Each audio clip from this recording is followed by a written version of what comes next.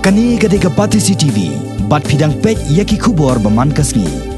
Kinong tre belasngi ki batre hakeleng kejela, ki bahapo akashatri jongka Workers Power of Meghalaya. Henne kasngi kashpotre ujumang, hapo akajinglam khamat jongka waini kinong ilam jongka seng thma orang li ujuki. Kakong Angela Rangan, kilalet ye kendo yu Menteri Sarkar badai kemi ye katanan Labour uba Preston Tensong ubalong ru usumbuat Menteri Rangba kejela bandawa na u na kebenta ban penkala thamai no ya kajing seo Bible jongki batre belasngi bat kiwe de kimat jingdawa.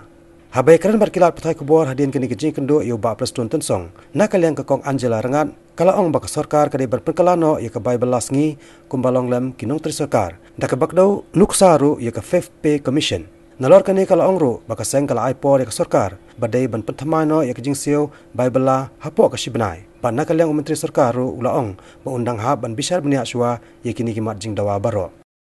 ngi dawa baka deban abolish kadai ka shun ba ayu Preston kadai ka shun iong ba in puli namar ngi ong ba ni aipor shibnai sarkar ban zaman namala bon kini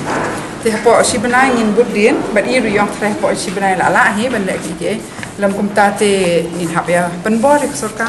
ban chimkhia halor kani te shu pedek minimum wage taka contract labor kari ka we kini ki we ki leave bon ki bam jio leave and ka shops and establishment act jo state government ka abatai shayam phang 12 days of casual leave 2 days of EL ada pila tre shop ars pas posni hakanu kunu ka Ndengi shemba ki sarkar ro ka penken ki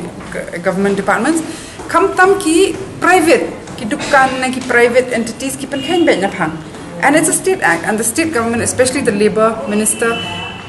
has the power ban pet baka leave ki yo ki brief at kun ka shops and establishment act